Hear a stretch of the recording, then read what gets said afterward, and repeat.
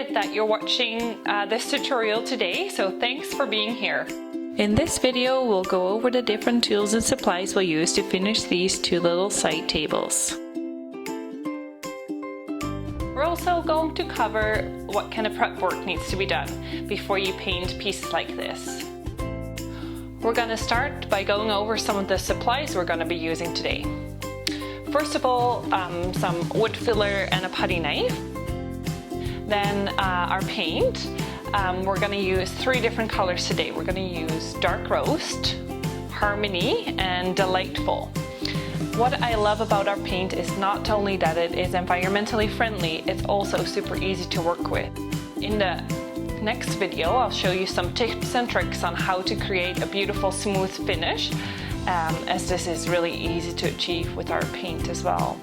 It is also a very durable paint, so if you want your project to last a long time, then definitely this is the paint for you. We're going to be using our Country Chic paint brushes today.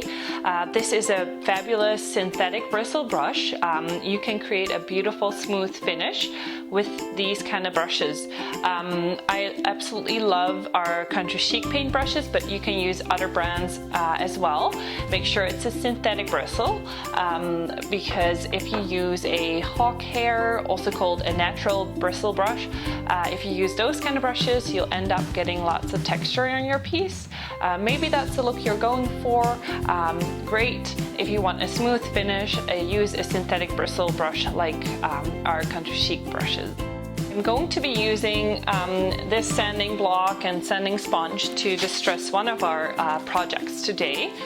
You can use regular sandpaper, but I found these are easier to use and you get a nicer finish with them. This is 120 grit. That's usually a good place to start.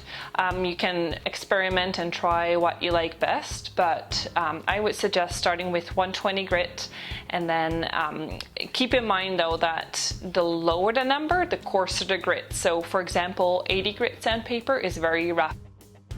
We're also going to be using a kitchen scrubby or a scouring pad, however you want to call this, to distress one of our pieces.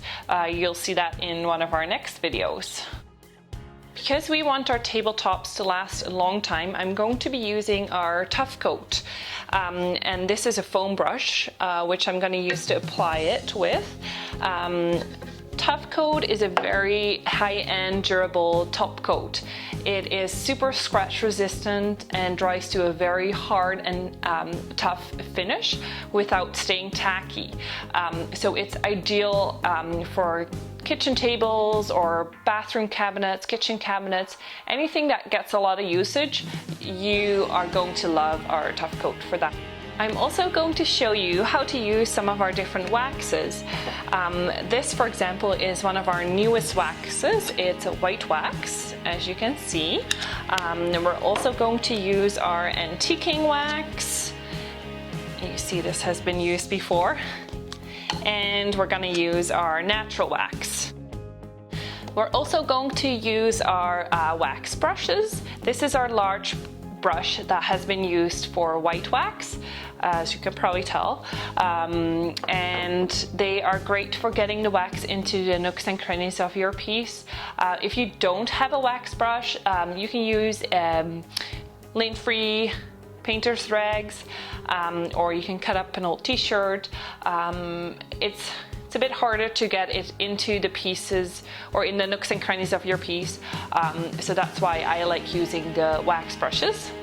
These lint-free cloths are they're canvas type ones, and you just buy them at the hardware store. I'm going to use these to buff the wax after applying it. You can also use them to clean up spills, but actually I do prefer this paper towel if I make a mess. Another product that we're going to be using today is our image transfer medium.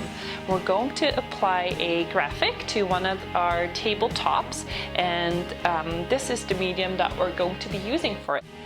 Okay, let's start with this little green table. It has a previously painted surface, and even though I don't think it's an oil-based surface, I'm going to show you a little trick on how you can see whether or not it's oil-based or water-based paint. What you'll do is grab regular nail polish remover, not the acetone-free kind, and put some on a Q-tip. Then take the Q-tip and rub it on the painted surface.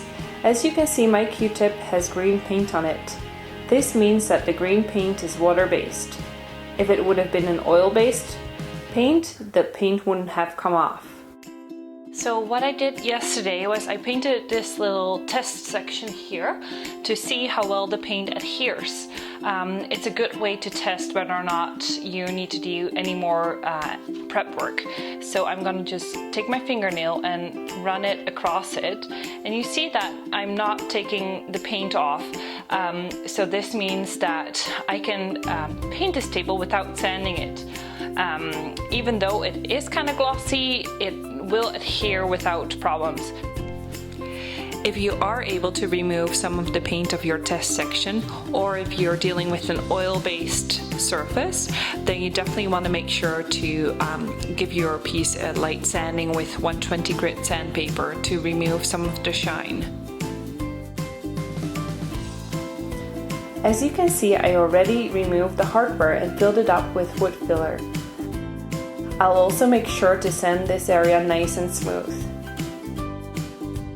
So now I'm going to take a cloth and some soap and water to clean off my piece.